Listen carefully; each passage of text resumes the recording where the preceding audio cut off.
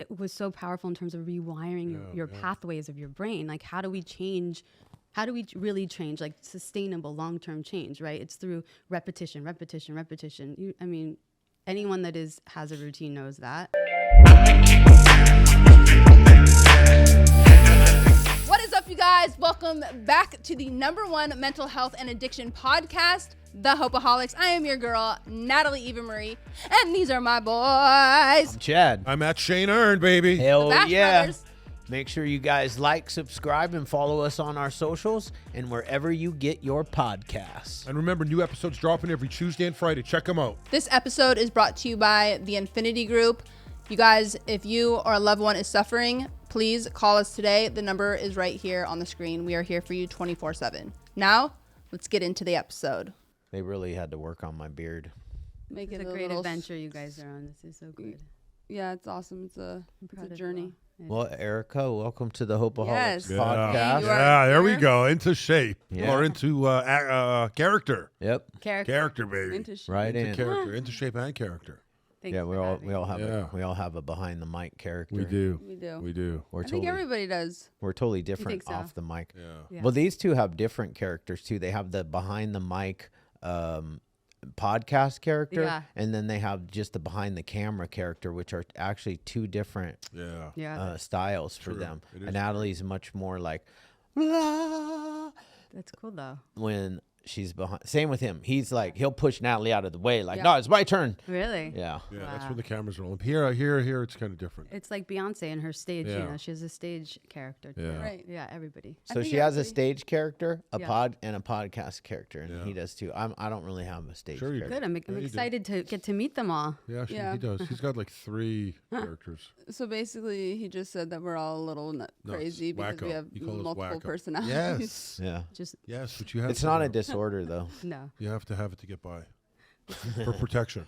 This is what I write about: is For the protection. masks. The masks we wear. Yeah, Yeah. for Oh, sure. oh, that's your thing. Yeah, that's my thing. I mean, like all the books I've ever written, I write the first chapter is always authenticity, and it's Really? about, well, it's for people in recovery about exploring the masks that you wear, especially like with substance abuse and use. There's always a mask sure. that we put on, or multiple. Yep.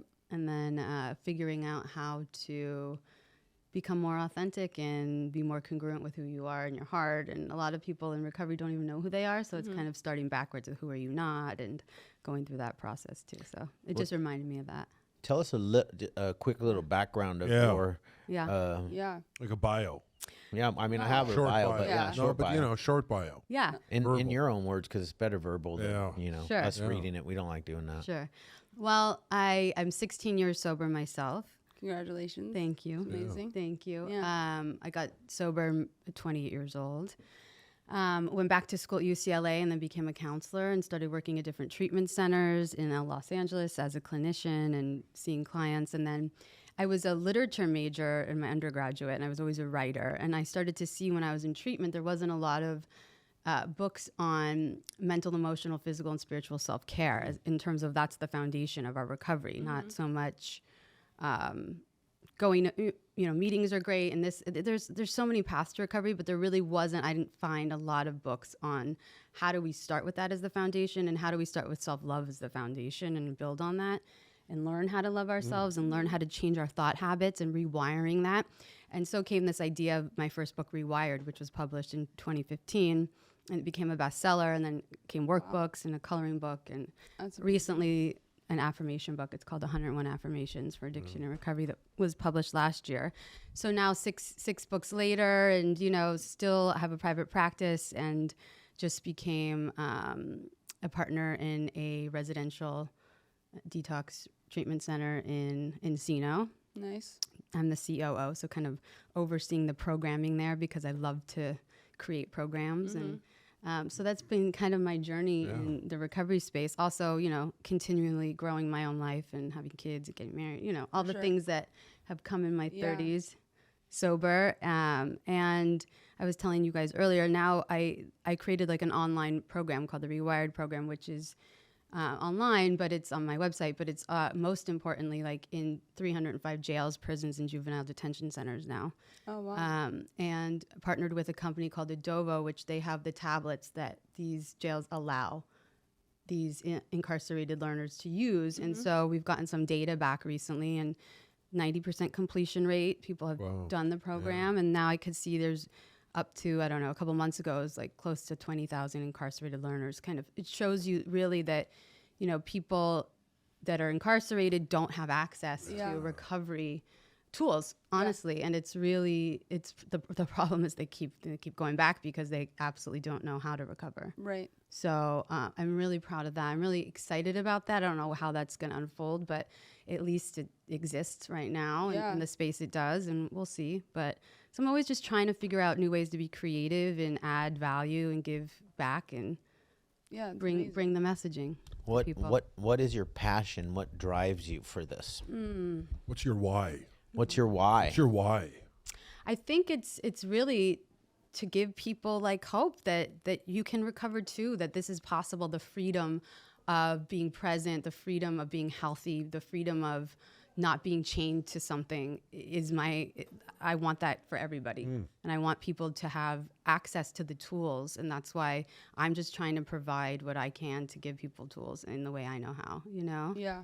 Because I truly think everybody has a different path. I have a different path than you may have a different path than you, and in terms of our wellness journey. Yeah. So we could call it your recovery, your sobriety, your wellness journey. I like wellness journey because what she's doing is really life. It's for life. Anyone could read that book and go through it. It's not just really for recovery. Right. Exactly. Yeah, that's cool. Exactly. Well, everybody needs recovery, but I like the word wellness better than I like the word recovery. Me too. You know, it's although, you know, I utilize the word recovery just as much as I utilize the word wellness. Yeah. And I don't always intertwine them, but they are completely intertwined in my life. They could actually be one and the same. And if I had to choose a word for myself, I would use that I live a wellness life versus a recovery life. Yeah. So I really like that. I also really love the fact that you used the word hope, because obviously hope is our favorite word. Yeah. You know, we consider ourselves the Hopeaholics, and we like to instill hope and inspiration into everybody, anybody that's hurting, any and everybody that's hurting and not hurting, but we're all hurting. Yeah. Yeah. You know, we live in a broken world, Yes. and everybody has pain. So, you know, when the name, you know, when God gave us the name, the Hopeaholics, it really changed the,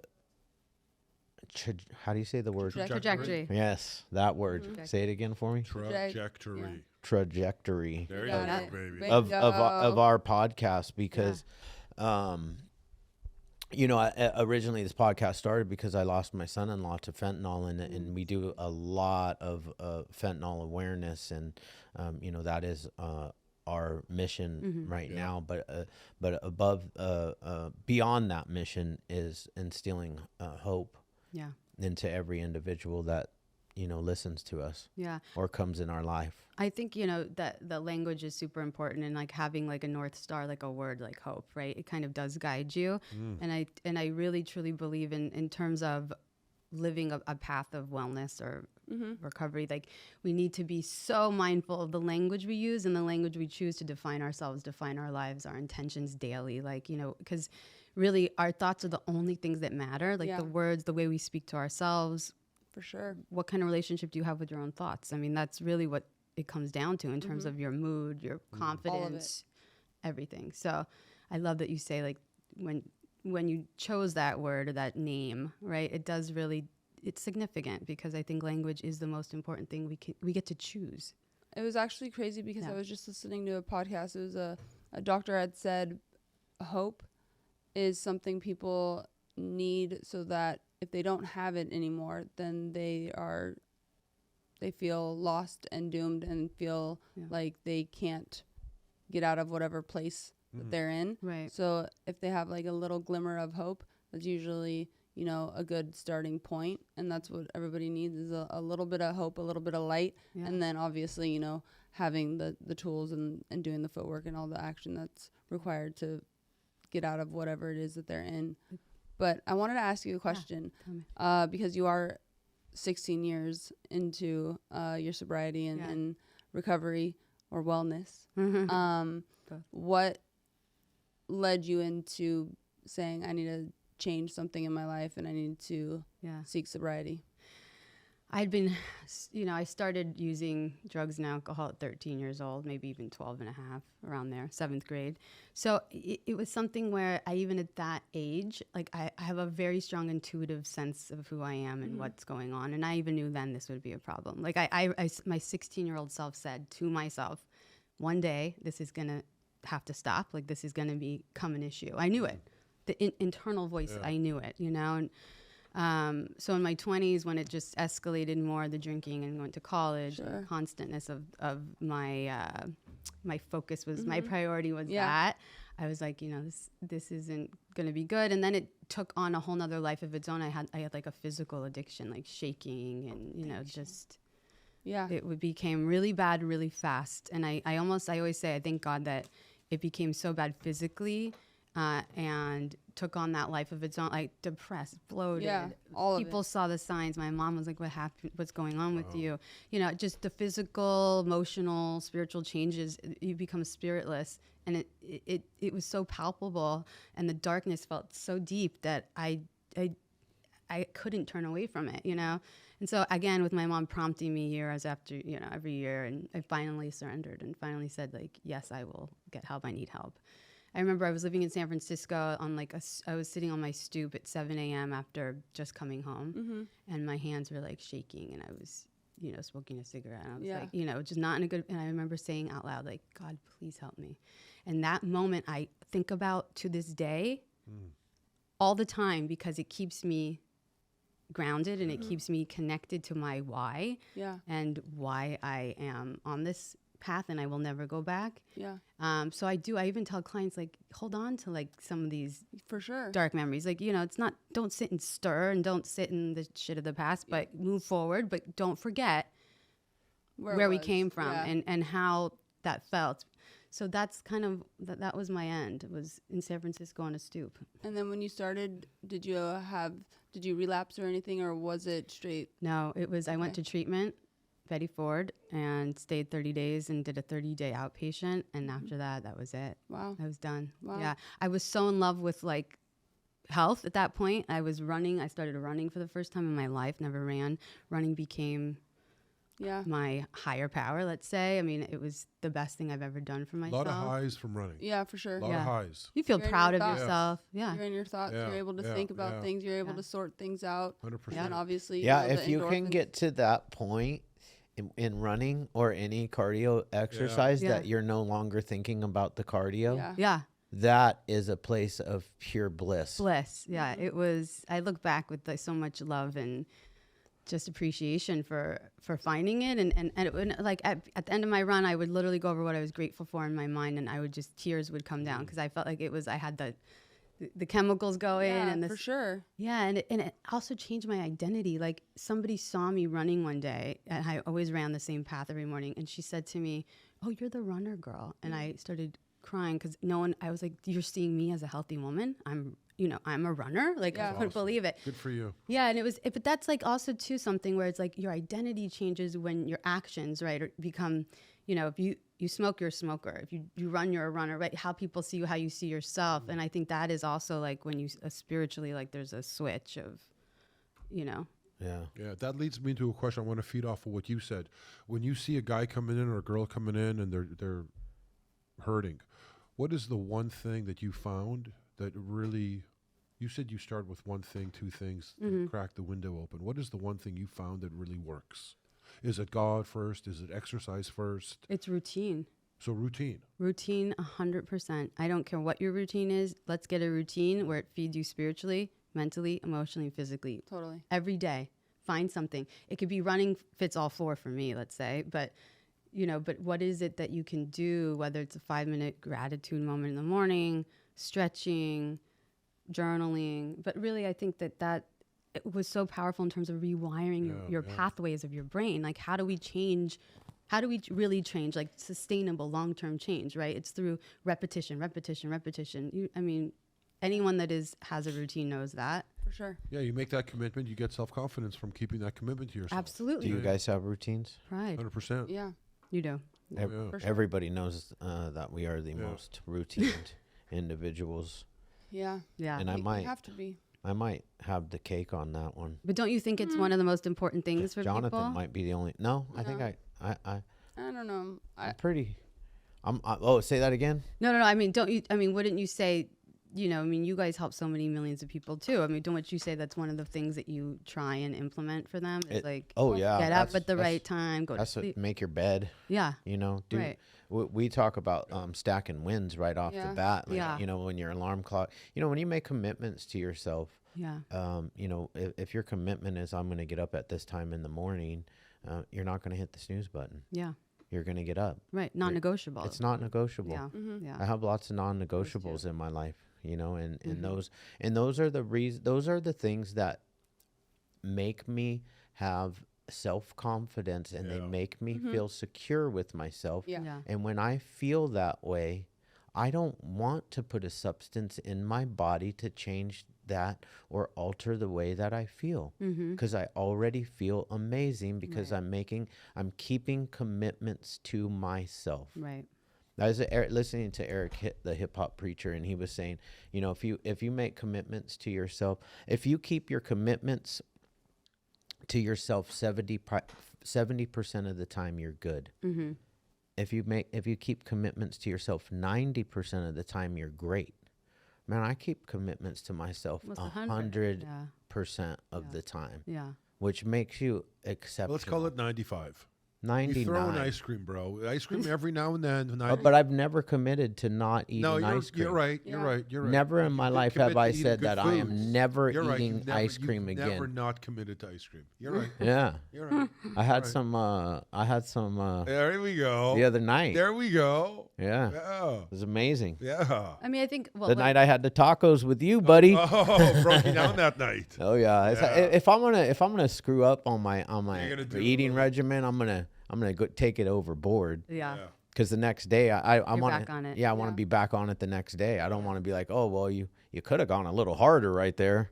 I think there's a balance, because when I definitely got sober, it was really I was afraid to let the routine go Sure. to the point where it created anxiety if I Yeah. wasn't able to run or eat a certain Yeah, way yeah, or yeah. get in bed at a certain time, because I felt like that's what's keeping me Yeah. right. And I started to see as the years would go that I could, and it took time, it took experience, but like I could ease up here, I could ease Sure. up here.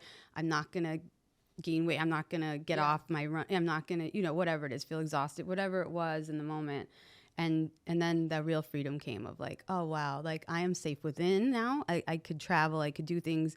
I don't have a fear that anything is gonna go Yeah. wrong again. And I think that takes time too. I tell people like just time. Your head is so much like mine, because it? like in the beginning, I was like, if you if you took my workout away, Yeah. if you took my eating away, Yeah. and it was bad in my in my early days, and I feel for the the person that I was married to at the time, because they didn't get to do the extra things. Now it's like I'm at a point where if I go on vacation, Mm-hmm. I don't work out, Yeah.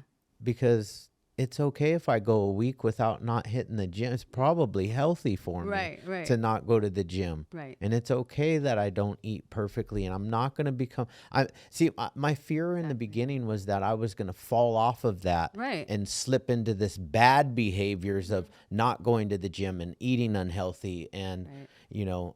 and then I would and then I would get loaded Right. because I was too fat, or I wasn't disciplined enough. All the old narratives Yeah. come back in. Yep. Yeah, those narratives, man. Oh, for sure. Those are That's why I think it is crucial to having the routine or habits or the daily disciplines, whatever they are for you, because it allows you to become more self-aware of that voice that's trying to take you out and be negative and whatnot. You're able to combat that with the self-esteem that you're building by sticking with your daily habits or your routines that you specifically need. Obviously, everybody is very different in what they need, but it is important for everybody, even people that are not in recovery. Yeah. God. Yeah. Why is it so normal though to be so mean to yourself?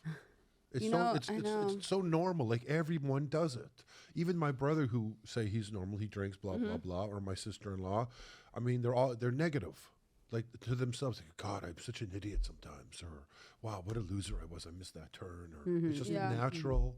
It's so natural nowadays. I think it's easy to be like just self-critical. Yeah. You know, and I almost feel that, or at least the addicts or alcoholics that I've encountered, I feel we're a little bit more extreme in that sense of picking ourselves apart or being a lot more self-critical. Yeah. But I think it's just a human nature thing, just how our brains are wired very, very interestingly, in the sense of you naturally go to a negative comment as opposed to a positive comment. Right.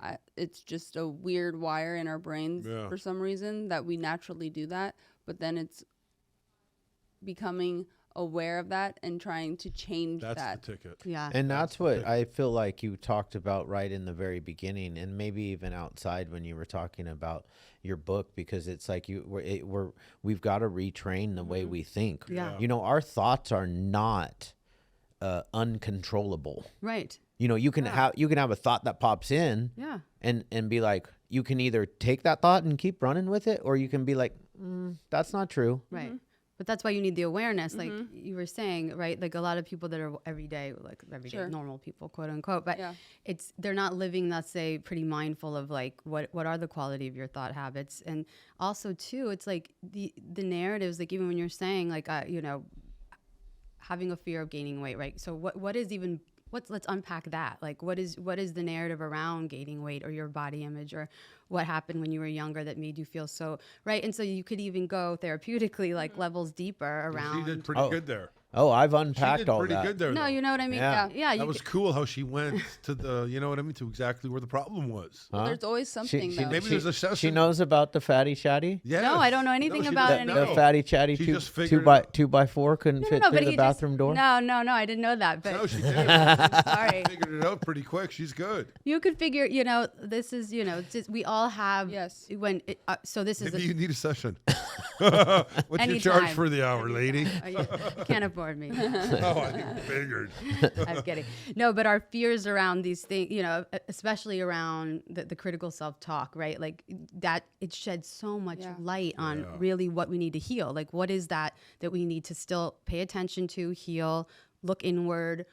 Why can't I accept part of myself? And again, that voice of not accepting ourselves becomes that, like you were saying, becomes that negative voice. So again, how do we learn to accept ourselves, love ourselves, heal ourselves, and then say, I am perfectly fine the way I am, or I love myself the way I am, whether I'm 10 pounds heavier or not, it doesn't matter. It doesn't define my worth. I'm still worthy of love and this and that.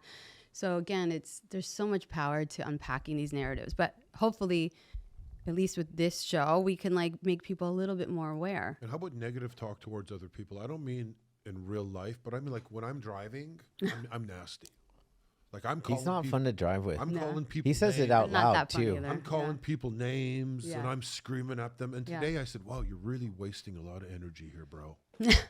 That's what I said to myself this morning driving, and I'm driving. Okay, I'm not going to yell at anybody. Yeah. And then right away, I'm like, "Damn." Wow. And I said, "Whoa, I didn't even mean to call the guy. Like I did. It just was so natural." We got to get you a punching bag or something else to get that aggression out.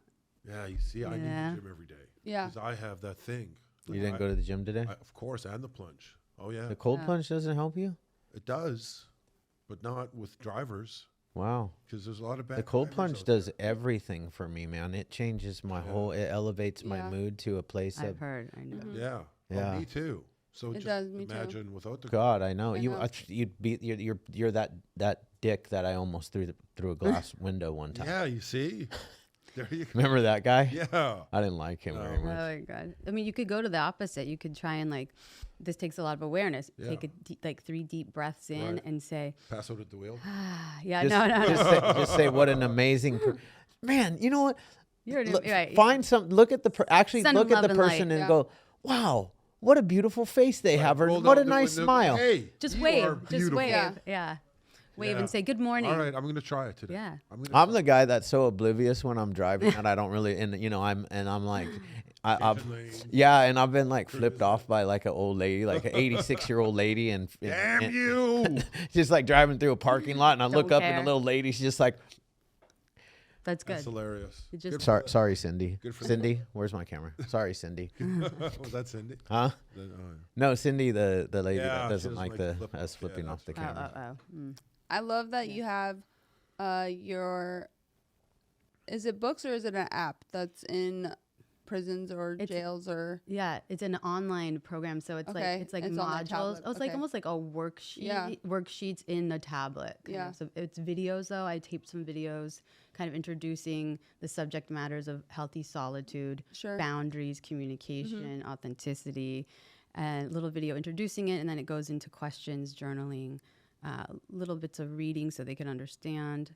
No, that's huge because, I mean, I know I got introduced to Alcoholics Anonymous while I was in jail, and I thought, I mean, I didn't get so, you would think that that would be my aha moment, but it wasn't. I had to go figure it out for a little while after, but it's important because there's a lot of time when you're confined to a particular area. So the fact that, you know, now people have the tools to, and they might not be an addict or alcoholic, but every single person can benefit from having the tools of, it requires a lot of self-work to be the best self that you can be to your partner, to your going to work, going just your day-to-day, because I always say it, you're stuck with yourself. Yeah. You're stuck with yourself 24/7. And so if you can't be best friends with yourself, it is a terrible place to live at. Like you don't want to ever be home. So until you kind of,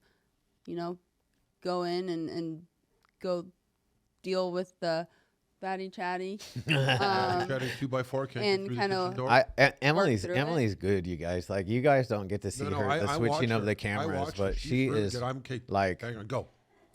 good. Hi You're there. right. Hi You're there. right. Because Yeah. Hi. it will haunt you for the rest of your life. And then it will, without you knowing, in your subconscious, pour into relationships without you really understanding where it's coming from, because you haven't done the inner work, which, I mean, I don't think anybody wants to do. I know that I never wanted to do it. It's very hard to really take a deep dive and look at yourself in the mirror and be like, oh shit, there's a lot of stuff that either I'm not addressing or I'm not working through. And then once you're able to kind of sort that out, then you're able to progress and then, you know, live fuller. You know what, I love what you're saying, but it's not even, look at the divorce rate out there right now. It's 50% divorce rate. Wow. And what is that? That's the guy just coming home having a six pack of beer, you know, standard, going out with the boys 2 or 3 times a night. You know what I'm saying? 2 or 3 times a week, and that's okay because, you know, they're my friends, and let's go with the guys, and you just go to the bar and have 1 or 2 drinks, and that's where disaster comes. That's where cheating comes in. Right.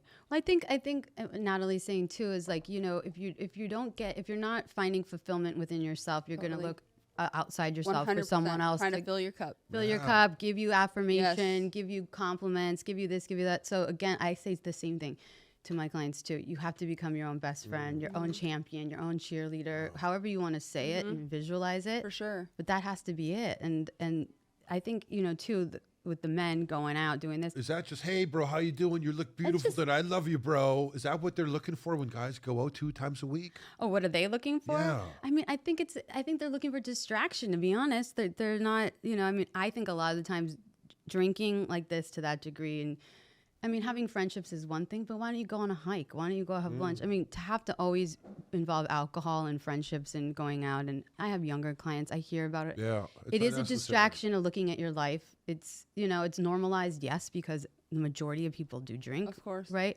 But again, is that what are the negative consequences going on in your life? Maybe internally, emotionally. Like, are you at a great job? Are you happy in a relationship? What's going on in your own self-talk? Like, that's not discussed, and it comes down to our narratives of what men should be and how men should be, and men should be with the boys at the bar, not crying, not this, not that. I mean, I go through a group at New Spirit Recovery, where that's the center now, where I'm one of the owners there, and I'll do my Rewire group, and I just did one the other day on narratives, and all the men raised their hands and said, you know, I was taught that the woman stays home. I mean, very traditional things. Men go out and men drink, have friendships, do this, don't cry. I mean, the typical things you'd hear still, you know, still goes on this generation. 50% divorce rate. Yeah, and it's crazy. like, does that define you as a man? I mean, like we have to change that narrative altogether. Why can't men cry and feel emotion? Why can't we normalize this? Why do men have to act out in certain ways and women act out in certain ways? And why is that normal in our society too? It's like, you know, it's these are I think it's all little things though that, I mean, even with like drinking and that kind of narrative, you were sold it at a very young age of looking like it's glamorous and that's what you do and they have a good time and you're just like out there looking fabulous and you're looking rich and like things is like grandiose and it's amazing. And you're laughing and everything you say is funny.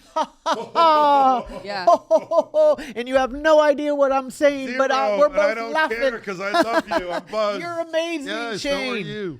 Yeah, That's you guys crazy. are good. It's That's crazy. good acting. I like it. And that's also something that is not true because as we all know, a lot of times you're secluded by yourself Of with course. the drink or the six pack or whatever. It's selling you the relationship, the fulfillment of being with people. Yeah. Because that's where people get fulfilled is their relationships with one another. Right, exactly. So it's just like a fallacy with, I mean, I grew up in a very, very traditional household. Yeah. And I remember my dad, I'm the youngest of all boys. So my dad, I remember him, you know, the crying thing, but it was very interesting in the sense of, it was more looking back now that I'm older. It wasn't so much like, don't cry type thing. It was more along the lines of controlling your emotions, learning how to, understand, not cry because you're not getting your way, but understanding to channel the emotions where you can't just be a crying, just hysterical person all the time either, you know? So there has to be some type of balance because I think too, you don't want the pendulum to swing too far to the right in the sense of where now you have like a bunch of men just crying hysterically either. No, you're right. If they are, they need to get their estrogen levels checked. No, but she's right. There has to be a balance. And I think there also has to be, you have to be taught resilience and how to channel energy differently. Like you said, it's all about, I think, the intention behind how people say things, you know, it's like your dad's intention was to make you a strong woman, you know, right. And make you resilient and teach you how to probably overcome, you know, but at the same time, also hopefully normalizing the fact that you're an emotional being and having emotions is normal. Yeah. Instead of like, because you know, some people will like think, oh, I'm too emotional. I hear this all the time. I'm too, you know, what does that mean? I'm too emotional. Like you are emotional. You just maybe don't know how to sit in your emotion. I don't know. But again, it's just unpacking that. Some people don't like different emotions. And you know, I think one of the biggest mistakes we make as a society is putting a negative connotation on a feeling, or an emotion, because truly they aren't negative or positive. Just some are comfortable and some are uncomfortable, but the uncomfortable ones are uncomfortable until you learn how to be comfortable in them. I remember like growing up, and I didn't have a lot of death in my life. And I remember seeing people, you know, that experience death. And I was like, man, I wonder how it's going to be when I experience death. You know, and then I finally experienced like my grandma dying, and then, you know, and then a lot of people started dying, and then to experience, you know, a son-in-law that I loved and, you know, thought of as my own dying, and how I would handle that. And I mean, I cry often. I was crying here yesterday because like some shit's happening in our lives that I feel that he is pulling the strings from up above. And it gets me really emotional because I miss the kid, and I know that he, if he could take it back in a second, he would. And it hits me, and some people, like, it's not like it's, I get sad and I miss him, but like it doesn't bother me to cry about it. That's good. You know, I'm like good with crying. I'm good with feeling those feelings because I've learned how to feel those feelings. And I use those feelings to fuel this drive, this inner drive that I have in me, this purpose that this mission that the three of us are on, and so many other people that are standing beside us and have even walked this mission in front of us. are on. You know, we're on a mission to change the world, to change the way people think, to change the you know, the face of addiction and mental health, the stigma behind it, and the fact that it's okay that you suffer from mental health, because you know what, we all suffer from mental health. You can look at me, I suffer from depression. I get depressed sometimes. I have poor self-talk sometimes. I mean, if you guys lived in my head, sometimes I'm sure you all have it. It's like, I'll be like, you know, shirtless in the mirror, walking by, catching myself at a glimpse and be like, well, you know, you're never going to be good enough. That kind of stuff. Gotta work on it. Yeah. Yeah. And it's constant though, you know, it's constant, but I also have tools today to challenge those bullshit thoughts. And I also realize that those thoughts, that those things don't even matter. I can't, just because even if I did acquire this perfect body that I've always been, you know, searching for, right? That still wouldn't change the world, and it still wouldn't be enough. Yeah. No, absolutely. Absolutely. I feel like having kids for me changed that in a sense too, the body stuff and seeing your body change in a way where can you imagine gaining 60 pounds with 2 kids back to back? Yeah, I can imagine. I gained 50. Yeah. I did. Well, you were pregnant? You were, My wife. Yeah, it was, I gained 50 pounds. Yeah. More than she did. Yeah. That's when I hit the 270. Oh, on your last On child? the last child. Wow. Yeah. My husband too. Yeah, it was crazy. Yeah. Did he lose it with you? Yeah, he did, I think. Nice. I think. He's like, Yeah. I don't remember. Still talks about it. Yeah. No, but I know, I hear you. You know, it's like, again, acceptance in all those ways too. But I feel like life skills, time, like you said, tools, even going through a pregnancy, all these things really do change your mental health in ways, and you see yourself differently, and you see yourself with different identities and having different powers. Yeah. And, you know, it's really interesting, especially being sober and losing that control over my body, like especially after being so disciplined for a long time. Sure. And it was interesting too. What an experience. Oh, I couldn't even imagine. But I had to surrender with that too. I was like, you know what?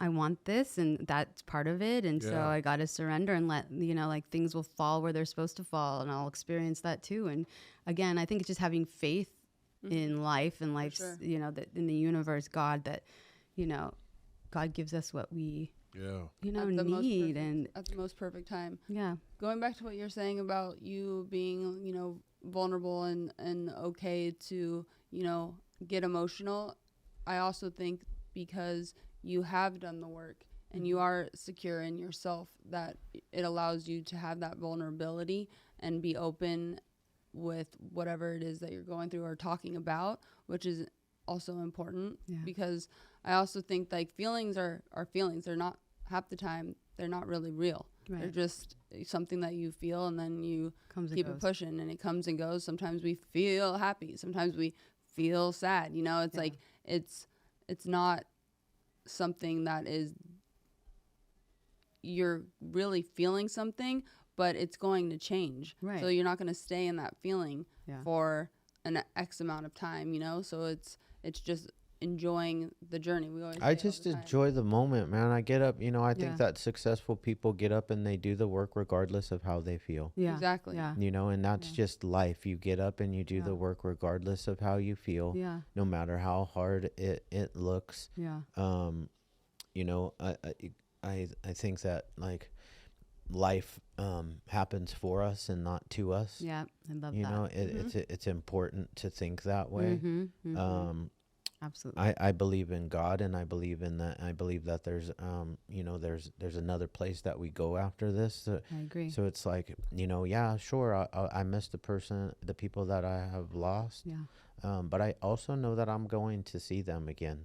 You know, and there's times that I really can feel them too. And you know, I've been in some really, really dark places in my disease, and you know, I've had battles with God and with the devil and with the dark side. And you know, and today I choose goodness. I choose the light. You know, I choose to try to make people's lives better around me. Amen. I love that. I do believe in another plane too. I've had experiences and talked to people, and it's amazing what people know. I mean, mediums, Sure. what they could tell you, it's surreal. There's Yeah. no way they could know that. you Yeah. know. Anyway, and I do believe, especially being in this field for so long, we've seen a lot of loss. We've lost a lot of people. I'll always remember the first client that I lost, and think of him all the time. And like you said, countless people through the years. But I have faith that like their death is not in vain. There's always a purpose. There's always I feel like there's so much to learn from. There's so much that actually comes from people's deaths too. Good things that come from it. One of my best friends, his name was Jed. He committed suicide in college, and now they have the Jed Foundation, which is one of the largest foundations for suicide awareness in the country. Wow. In the country. Wow. His parents started it. They had, big high-profile jobs, and Sure. but now if you look on any college campus, you'll see the Jed Foundation, and it was my friend Jed. Yeah. And it's just an example. It's not to say that something's going to be to that extreme, but even in a life where you don't see something that big change, it'll change someone's life. Maybe you'll save another person by someone seeing what happened to you. And I have faith. I just have faith that there's purpose, Oh, for sure. right? Like I believe don't that know. just sitting at this table, because I never got to meet Justin, Yeah.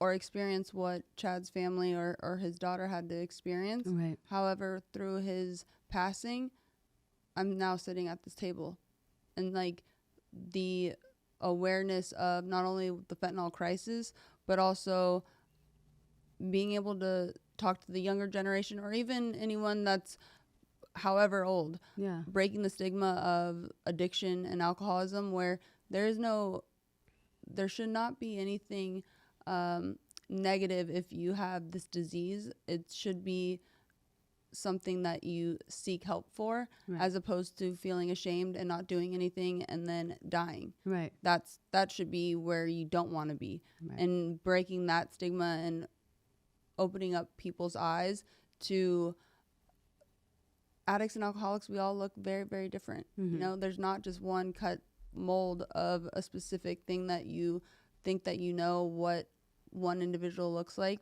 that we see in movies and TV, Yeah. because it's definitely not the case. I've seen multiple walks of life in meetings and things of that nature, and then watching their lives transform is the best because of Right. the tools. Yeah.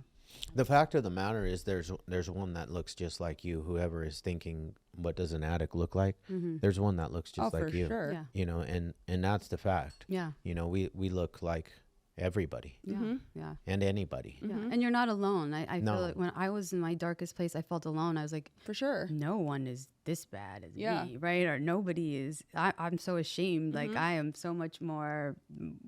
I used to just think I was disgusting. Yeah. Totally. Yeah. You know what? Though, when Disgusting. people die, when I was in early recovery, I always said to myself, "Oh, my Odds just went up yeah, bro." to survive. And I said to myself, "You know what? I'm sorry, God, and I feel better him than me. He put himself in that position, and my odds of survival have just improved by 8%."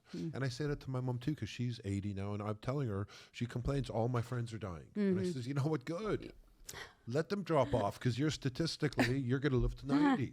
That's one way to look at it. So I kind of turn around. Yeah, it's all perspective. It's all perspective. It's all Yeah. on how Reframing. you look at, Yeah, how you look at reframing. things. I like that. Reframing. Yeah. Reframing is the most powerful tool. It really Is that a is. DBT tool? Reframing? Yeah. I think it's maybe a CBT, CBT? rule, but CBT? it's, I just started doing it naturally. Like we were saying, thoughts in your head. It's like, Yeah. this isn't a mistake. This is an experience. Totally. Right? Or this isn't a failure. This is a learning lesson. experience, yeah. We just have to, but again, that goes back to being aware of the language. Yeah. Because if you're not aware of the language, 100%. And you need God.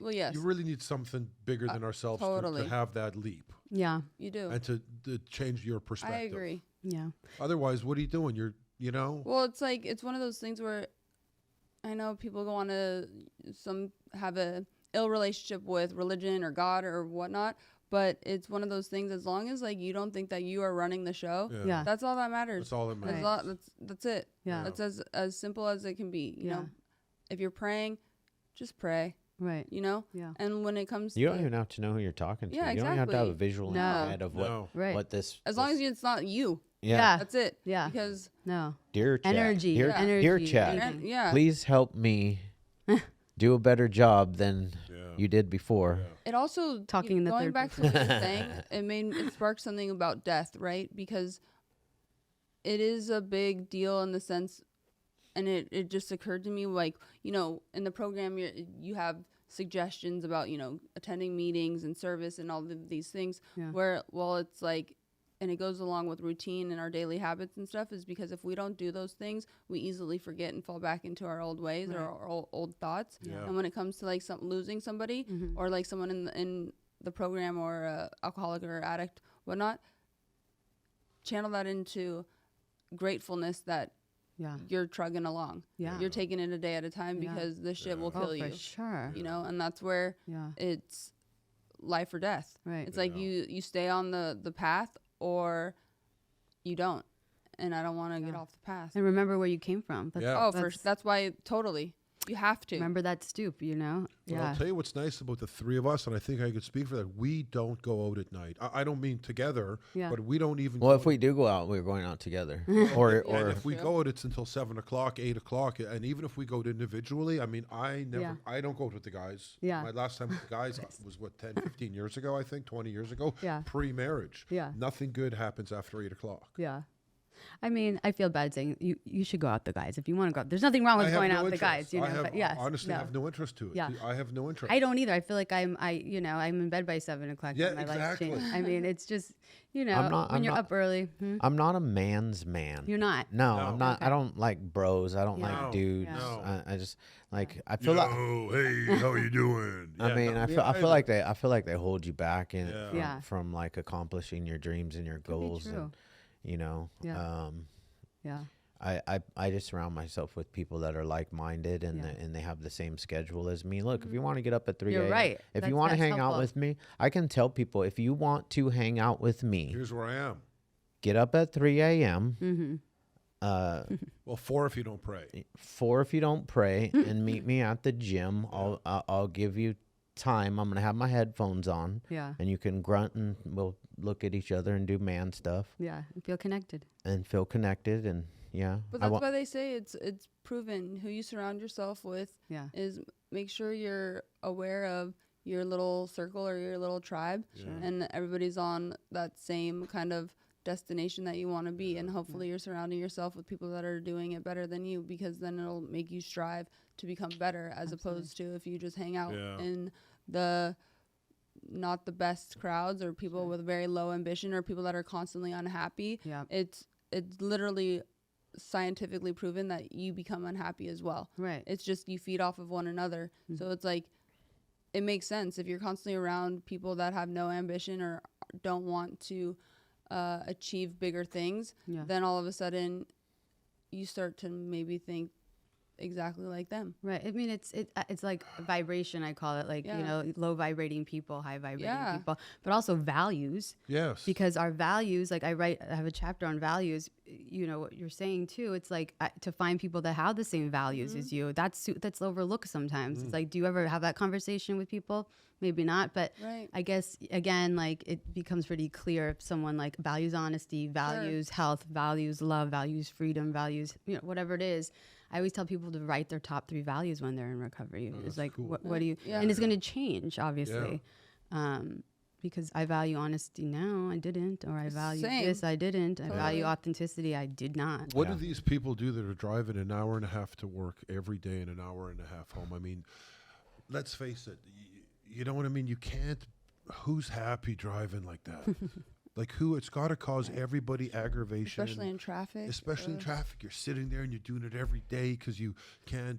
Man, you would be aggravated. I would be listening to audiobooks. Yeah, audiobooks, podcasts. And audiobooks, stuff on education. Well, I hope a lot of people out there are doing that. Well, I mean, you know, maybe they need just a little nudge. Maybe they don't know audiobooks exist. Because I'll tell you what, before a year ago, they're great. I was not a year and a half ago, I was not an audiobook listener. I didn't read books. I just listened to gangster rap. That's all I did.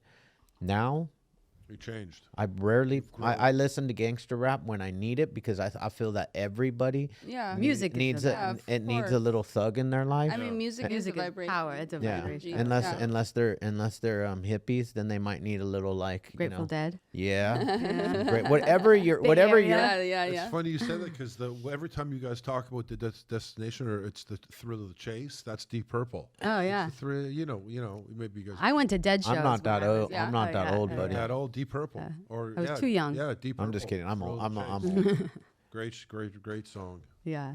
Deep Purple. How does it go? It's the thrill. It's play it up. I don't really know. This is the song that really gets me though. It's the eye of the The tiger. Oh, that's It's the thrill of the hunt. Is it? Right. I'm gonna pull up. I some like Dead. hunt Come on, better. man. It's the thrill of the hunt. The thrill of the Thrill of hunt. the fight. Yeah. Don't break It is the the thrill of the fight. fight. Mm-hmm. Mm-hmm. That's a Rising. good one. That's a good one. Rising up. Yeah. How To many the kids do you have? I have 2 kids. I have Boys, girls. I have a 4 and a 5-year-old. I have Oh, a wow. 5-year-old boy and a 4-year-old girl. They're Wow. a year apart. Yeah. Okay. She was a surprise, a welcome wow. surprise. So you have Irish twins. Irish twins. I was 3 months postpartum Wow. with a I've been 3-month-old. hearing that. This is like the third Got time pregnant. Yeah. we've heard this. It was Irish great. twins. You know, I did IVF with my first, and it was natural with her. You were So- extremely fertile in the first 6-7 months there. Yeah. Well, it wasn't my issue. It Yeah. wasn't on my end anyway. Yeah. Right. But I mean, it's Well, not looks too like much you to did share. it. We're an Yeah, open. yeah, It doesn't matter. Yeah. You know, I want people. We to don't know. care. If everybody needs to know, then tell Yeah, them. okay, my As As husband long will as never you listen don't to care, this. we don't care. My brother and I don't care. sister-in-law I don't care about anything. not only did that, but they Yeah. had another woman carry. Oh wow, that's Yeah, so they amazing. went the Oh whole wow, 9 yards. really? So She many didn't options even these carry. days. So you took the egg and the sperm, put it together, and put it into some lady. Yeah. Paid her, fed her, Sure. and made Yeah. sure that everything was healthy. It happens now. Yeah. I mean, there's so many ways. Yeah. Yeah, it's Interesting. it's a Yeah. blessing. I would have done it. Looking back now, they're best friends, and they're like Oh, that is awesome. they're Good for inseparable. You That's know, so nice. there's such beautiful little baby beings, and it's the most important thing now. Like it really puts things, for me at least, in perspective. Sure. Worrying about all this other bullshit about Yeah. what I look like with this and that, Sure. and what people think. It's like I could give a shit less. Like that's the only thing that matters. Really is being there, being present. Again, I feel so blessed and grateful that I had 10 years of sobriety as like a foundation before I became a mother. Jesus, to figure some stuff out. And How old did you say you were when you got sober? 28. 28. You trying to figure out how old I am? No. You can. You can. 40 something, 42, 44. 44. 44. When you were born in 1980. 1979. Ooh, 79. I I'm made was it in the born in 70s. 79. nice. Yeah. I'm 74. You are 74. My wife was 79. Yeah. Yeah. 70s. I'm glad I'm part of the 70s. Yeah, 70s right? cool, man. It's I better mean, than the 80s. I don't remember. I Hey. love the 80s. Way better than Yeah, the like, no, yeah, because Not you- as cool as the 60s. The 80s were the 80s were the coolest. I get emotional when I see movies like Oh yeah, about the For movies, 80s. The Yeah. 80s were great. Oh my Yeah. god. movies, music, Yeah, Music. hip hop was starting. everything was great. There was there was so many genres of music that, and they Oh, yeah. and some Michael of them Jackson, intertwined, and yeah. MTV actually Oh, played yeah. videos. Yeah. Yeah. Video Life killed the was good. radio star. Yeah. Video killer. Yeah. Roller skating was like the Yeah. most fun thing and popular thing to do. Go to the park. No cell phone. I mean, that's really like what kills Yeah. with the technological good, the bad, the ugly that comes with it. But There's so much not having good, phones. but there's so much bad. And Yeah. I mean for young people, I feel like the bad far outweighs agree. the good. Yeah. But for us older people, like Yeah. you jump on my Instagram feed, you're gonna find only amazing, motivational, inspirational. But also too, we're older, so we're able to understand the negative effects and use it as Yeah. a tool, a positive or negative, and go down either a negative rabbit hole or a positive one. When you're a kid, when you're especially before you're 26, your brain's not even fully developed, so you're not even making actual conscious decisions when you just are addicted to something because it's just quick, easy, and it looks appealing. Yeah. So at least like for us, we know we're being bad if we're staying on our phone doing not positive things or things that we should be reading a book or listening to something else or having a conversation. Yeah. Where I feel like the you younger don't need to be sitting on X commenting Sure. Twitter, No. the new Twitter. Yeah. Mm-hmm. I mean the I X, haven't. whatever. So But- yeah, I think that's the big Commenting on posts we've had experiences that you like, don't agree with. I used to read books. I really Yeah. did. You know, now I don't even, I don't, and I sadly to say, I don't read books as much because I'm on the phone reading articles on the phone. But I'm trying to make conscious decisions and choices, like to pick up a book and, you know, but again, I feel like so bad for these younger generation. There's so much anxiety, these young girls that I meet with the eating disorders and like the low self-esteem and you have to be on TikTok and all that. I mean, the nonsense I've heard makes my mind spin and I feel for them. And it's going to be, we're going to have a real wave of issues. Oh, for sure. I think about when it's I already was, starting. Yeah. When I think about myself and like my group of friends in high school, and I know, I mean, bless my mom because she's my best friend, but I was definitely, you know, a head case in a sense, but I was also an athlete. So I was I was running like a maniac because soccer was my sport and that's like all I did. And so think about how much exercise that I was getting and I was still cuckoo for Cocoa Puffs and didn't have a phone. So then now put a phone into my hands. Oh my God, the insecurities, the Terrible. anxiety, the off another chart. So I can't even imagine these younger kids because that's all they're experiencing because they can't let it go. They can't let it go. It's like it's insane. What I've seen is wild. Where it's wild, it is insanity. If all hell will break loose if all of a sudden they like can't find their phone or their mom took their phone or something. Crack. It's like, it is. Crack. Yes, it is. It really is. So I have no idea how to navigate it. Well, I'll tell you, it's sad because that old saying, "It takes a village to raise a child," which is a true saying because you need a lot of people, grandparents, and now you got both parents working or they're divorced and they're living in two places, and the kid. Listen, when I was growing up, my mom was a single parent at the time, and I went to the neighbor's home. They had 3 kids. I went there. I didn't knock on the door. They knew I was coming over after school. I mean, that so nice. Those days have disappeared. Yeah. No, you don't knock on someone's door. I know. I was just thinking. Remember Have you guys that ever time seen knocking that? on the door and be like, "Hi, can Kevin come out and play?" Kevin. Why'd it have to be Kevin? Why not Jill? Yeah. Anyways, that's a whole other topic. Yeah, can we? Oh God. But now it's like that comedian Maniscalco. He's like, back in the olden days, you know. Yeah, I love Sebastian. Oh, Sebastian. Back But he does that. Yeah, he was the one that did that funny one. old school. Back in He's the old so days, funny. you knock on the door. Hey, A And good now, old New and now Yorker. you like, hi, dude. You're like, Oh yeah, I who's saw that there? one. Did you call somebody? Who's coming? I just want to tell you his best skit though. That His was best good. skit The Jewish is and the Italian the Passover. Jewish Passover. I've seen that one. That's Oh my God, he's The Jewish. Italians have to cater. He's Yeah. Jewish. My family's Italian. Yeah. And he invited us over to Passover. Yeah. And So funny. and yeah, we were hungry. 2 hours They were later. reading Where's 2 the hours food? later. Where's the food? Yeah. Oh, that's hysterical. Because his wife is Italian, Sebastian. Yeah, is. Sebastian. He's Oh, no, Italian. she's Jewish. Right, He's right. I'm Italian. It is sorry. the Yes. funniest It's so Yeah. funny. skit ever. Ever. He's Anyways, I wanted to switch gears because we're before we run out of time, and I wanted to talk about just kind of your books and what your curriculum is all about. So if you can explain some of that to us. Yeah. So it's about, again, like I said in the beginning, it's mental, emotional, physical, and spiritual self-care. What does that mean? And giving people these tools, like the online program, the books, the groups I used to do them at different centers. Now I'm just working at New Spirit Recovery and doing the groups there. But I think the most important is to begin to show people that our brains are like we could change the pathways in our brain. Things aren't static. We're not stuck in one place. So again, I think all of it is about giving people like the facts and tools around cognitive distortions, again, the thoughts that go on in your mind, giving them a name, like catastrophizing is one, the shoulds are one, the filtered thinking is another, personalized thinking, all these different things, future tripping, just kind of being aware of like what goes on in my head. How can I'm catastrophizing again? What can I do to combat that? So for me, giving people real life skills and like tools of like, not just telling you, okay, this is a problem, but how to fix it. Like for me, it frustrates me when people don't give you a how to. Totally. Right. And I see, like when I was recovering too, I would read books and I'd go to lectures of Buddhist meditation. I tried everything.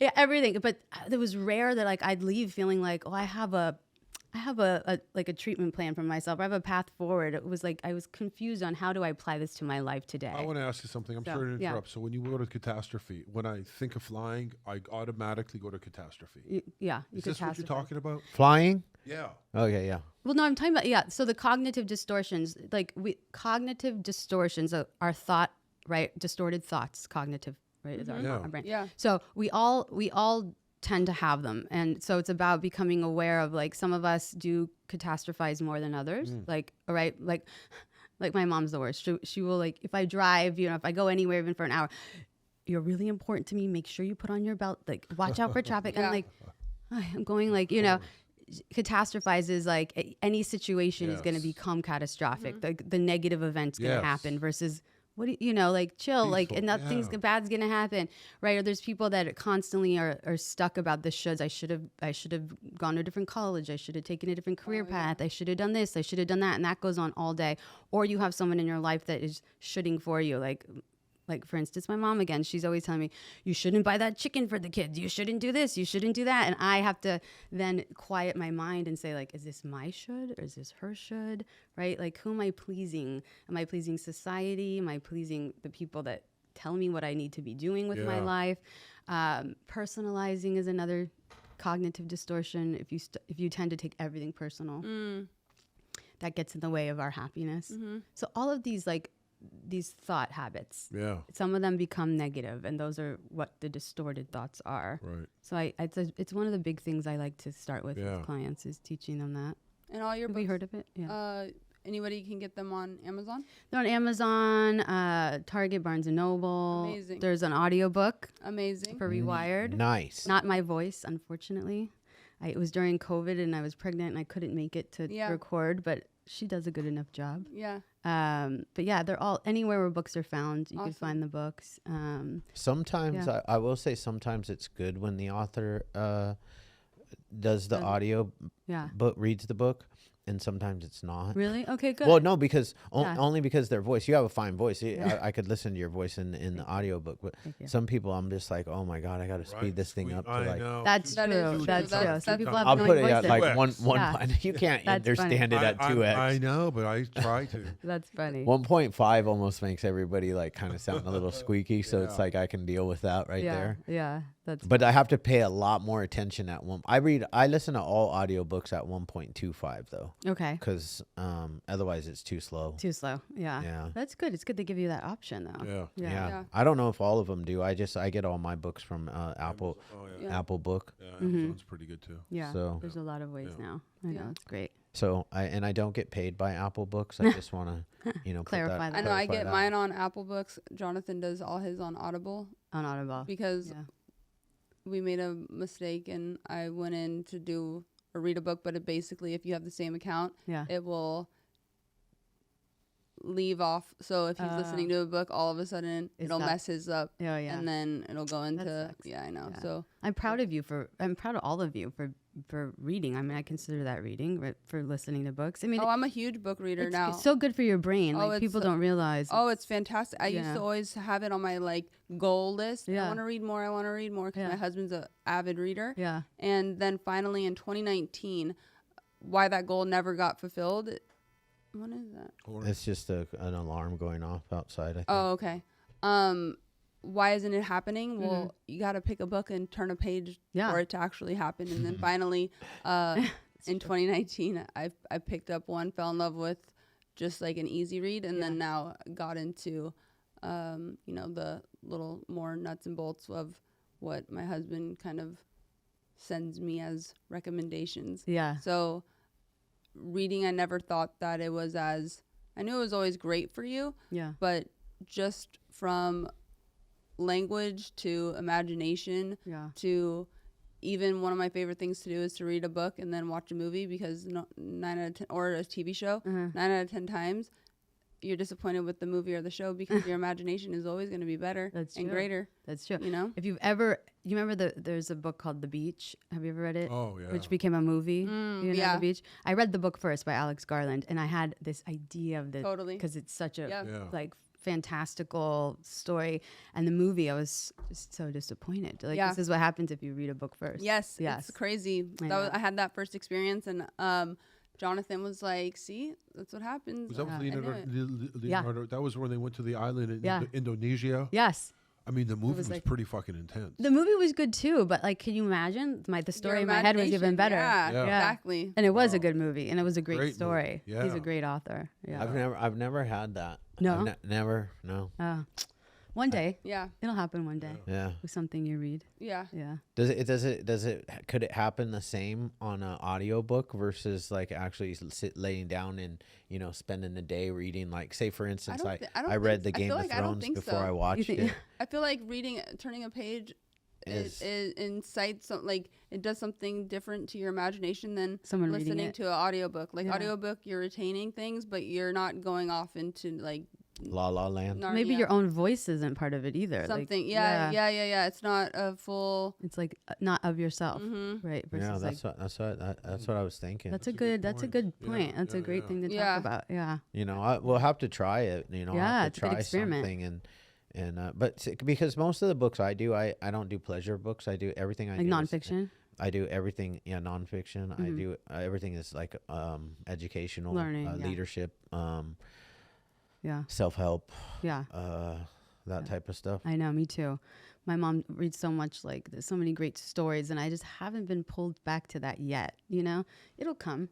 Phases like in our lives, like Sure, I you're trust like in that. mhm. There was this group of books when I was a kid. I can't think of what they were called, but Lori Bloom or something Bloom. Judy Bloom, Judy Bloom wrote Yeah. the books. all for little.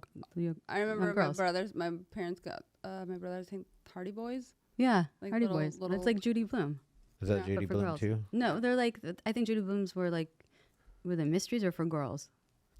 Chad. Yeah. Should we say- She's a famous author. Maybe Yeah. the say- most or famous. or should we say Sharon? Mhm. What would be my name if I was a girl? Sharon. No, Why not? because that has nothing. Charlene. Charlene, Sharon. What? Ew. Kathy. Oh, no, he's not a cat. Something like Chatty, Stronger. Chatty Cathy. Is that where you got it from? God. Daddy. Unbelievable. When's Lewis coming back? Jesus. that's funny. Did you just have the Michelangelo effect happen to you? No. No. Okay. Just checking. Don't even think about it. Did you guys think about Michelangelo when that lady brought up the Michelangelo effect the other night? No. Lies. No, I didn't. Did you? You did? I did No. too. Not even for You a didn't think second. about Michelangelo at all. Not even for Our old engineer's name was Michelangelo. Really? Yeah. Wow. And he just walked out What one a day in the special middle name. of the set and just Wow. left us hanging. Wow. Those Was things just happen. Was over They it. do. Yeah. I'm just kidding. That never happened. No, That would, that'd be, it's a way better story though. I listen. I did some podcast hosting.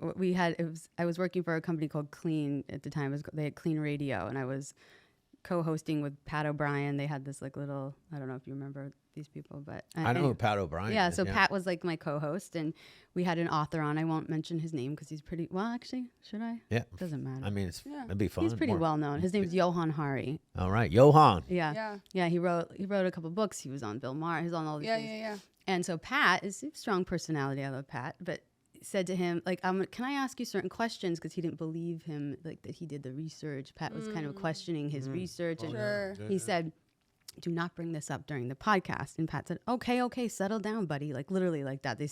I could start to feel the energy in the room. And I was like, oh my God, this is going to turn out bad. And lo and behold, we started the podcast. And he asked the question, and he got up from the table. And we were taping it like this. Yeah. And said something really not nice Yeah. and walked out. And we were like, Was it live or was boom, it? dropped the mic. It was being- live. People were watching. I mean, we would Nice. we did live wow. questions. Yeah, we yeah. had, Wow. oh yeah, it was quite, so when you said that, it actually, I did experience. I'm sure it something like spiked viewership though. that. Yeah. Yeah. It was talked about for Yeah. a short second, but For a hot second. just drama, Drama, like yeah. reality, Yeah, of reality course. shows, that kind of thing. course. Yeah. Yeah.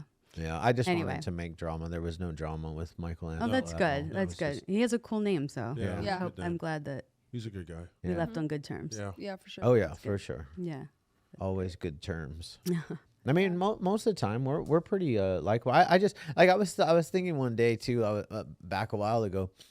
I wonder if we're ever gonna have a guest that gets angry and gets up and leave. I hope not, you guys. We don't need that. I mean, negative I don't know. energy. I don't feel We don't attack like that. no. But it's not even about you guys. It's Yeah. always about the person and their own issues, right? It's Yeah, like when and people act that way, it's their own BS. Yeah, I don't think so. just watch who you invite. Yeah. Watch out, you know. I mean, yeah, we're pretty cautious nowadays because like we get so many strange people hitting us up for. Do they now? Yeah. Yeah. A little bit. A little bit. Yeah. Yeah. But yeah. Hopefully not. That's why we keep the vibration high. that's right. You know. Exactly. We don't need any of that. Yeah.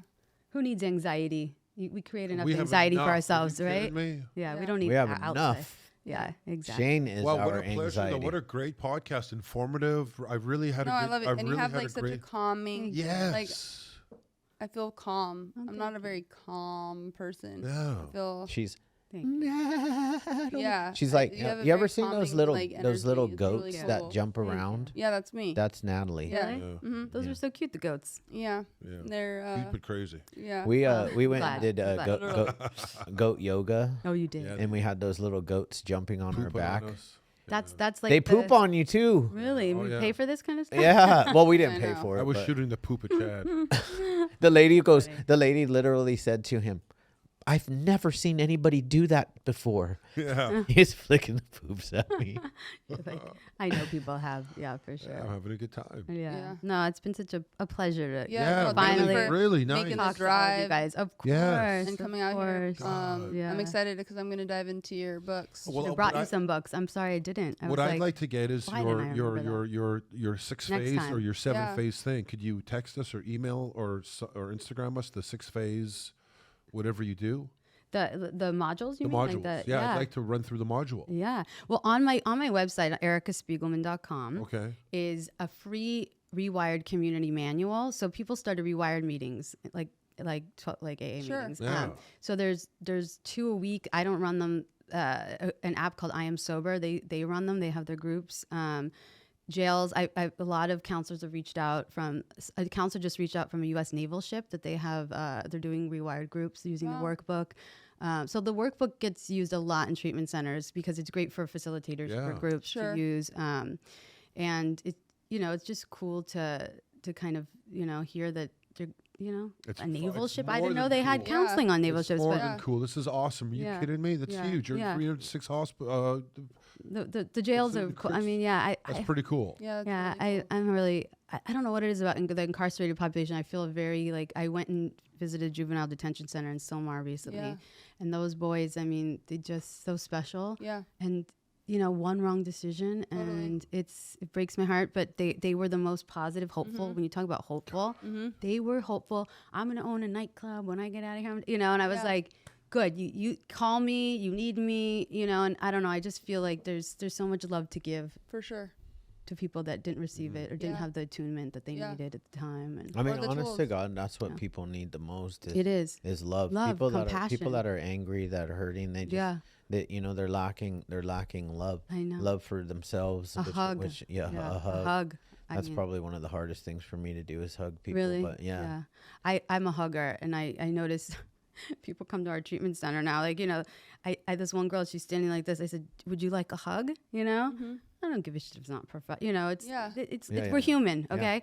And she said, "Yeah," and I gave her a hug, and she just wouldn't let go. And it's like I could feel that the vibration of. I mean, it's just there's nothing better than Yeah. showing someone love. I agree. Yeah. My kids came home smelling like their teachers every day. Mine too.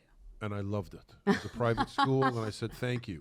And I said to the teacher, my kid comes home smelling like you. So I know you're hugging Oh, them. that's I know you're sweet. taking care of them. Yeah. Yeah, it was Yeah, really that's nice. That is really Yeah. nice. And what did That's the a teacher sweet say? thing. This Thank you. was this a man No, teacher? it was a girl. That is The girl, funny. she said no, thank that's you. sweet. Yeah. I know. What do you think about that, Natalie? We'll talk about it off the air. Cause So what is this I I have Am some real Sober that thoughts runs your about that. groups? I Am Sober. It's an app. It's back to that. It's an app on I guess on Apple. Yeah, Wow. an app. It's called I Am Sober. They reached out to me a long time ago. Actually, one of the guys that he runs an organization called Sober Town. They have a podcast. His name is Drifter. A little shout out to Drifter. Drifter reached out to me. He sent me an email and he said, I've been incarcerated. I think it was for a couple decades. And I know you're not going to get back to me, but I want to let you know we're using your material, this and that. And I got back to him. We're good friends. He's a Is he truck out driver. He's the best. We talk all the time. Like he always reaches out. But so he's part of this I Am Sober app, and he started these Rewired meetings Yes. now. And so on my website, if anybody out there, I want to get a hold of Dexter. Or what's his name? Drifter. Drifter. Sorry, I want to get a hold of Drifter, and I am sober. I want to learn more. Dexter, Yeah, Dexter the Jackson. Sober Town's a great. Yeah. He started it's a nonprofit. He has a podcast, but it's a great community for people online. There's people at this I Am Sober app, people I met in Ireland, and I went on and said hi to them one day at one of the meetings. There was like 45 new people. That's awesome. Just amazing, you know. And so if anybody needs free material, it's free. You could download it. Yeah. You have 15 weeks of material. Like Wow. I literally wrote it out where you could say, "Hi, I'm Natalie. Welcome to the Rewired meeting. Today we're going to discuss authenticity. Here's some things." And it's just another format for a different kind of meeting because why not try it all? Like Totally. do AA, do this, do that. Love it. Choose what fits, what feels good Yeah. for you. like Maybe all of it will, maybe some of it won't. Yeah. But guess what? Don't let anyone tell you what works for you is wrong, you know? Because like I feel like that too is like shaming That's people. wrong. Yeah, right? that's wrong. There's no one way to do this thing. Right, yeah. You know, not everybody is a 12-stepper. And you know, shame on 12-steppers that say this is this is the only way. Right. Well, You know, it's silly, because and that's because not it's even not. part of it. That's what's like so Yeah. funny to me about it Yeah. when I hear people getting on their high horse about this is the only way. There's not That's only the way to that do that's the anything. way that Right. worked for you. yeah. Right. You know, and you know, I am also a believer though. If you want what we have, you'll do what we do. That's which true. which is a saying that comes. It doesn't come from AA. They say it. Yeah. And you know, I believe in the 12-step program. That program you know worked. It is The fabulous. actual steps Yeah. worked for me. You know, I'm not a big guy that goes to meetings on a regular basis in any way, shape, or form. So there's another saying in there that says meeting makers make it. I was a meeting maker Somebody that relapsed multiple times while I was going to meetings on a regular basis. Yeah, everyone's You journey's you different. you stop when you do, you've got to do the work, you know, Yes. whatever the work is. And I mean, you can do the work in AA. I mean, in the 12 steps, there's a lot of work in there, but I needed some more work. Right, I needed right. deep therapy because I had Yes. therapeutic trauma that You need a higher AA power. You need all you of the definitely need a things. higher power. So some power greater than Routine yourself. therapy, higher all of it. power, good friendship, Yes. people that love Service, Love. vice giving versa. back to people. Giving like, back, That's a big one. huge. You know. So Positive Yeah, self-talk. but in all the of it. beginning, we do have to do what they do. I mean, Yes. in the beginning, Take direction. 'Cause Yeah. the In the brain that's beginning. Well, got you there. whoever the they is they are that you are that you pick. you know, Yeah. it doesn't have to be. Then the, after the a couple AA. of years, you can I make mean, your the own 12 decisions, and steppers. you got to pay the Pied Piper. Right. What are you willing to sacrifice or receive that pain from? Yeah, Yeah. Yeah. for sure. True. I agree. Well, thank you. This Yes. was Thank absolutely you an so much. amazing Thank you, podcast. guys. Yes. Thank Amazing. you. Thank you for having me. Congratulations. Thank you. Thank you Yeah, so much. for Congratulations to you guys. Thank and you. everything. Thank Appreciate you. it. Wow. Yeah. Just Yeah, we feel more abundance blessed. to everybody. We Yeah. feel blessed, truly. Amen on that. That's great. For sure. Thank you. Thanks.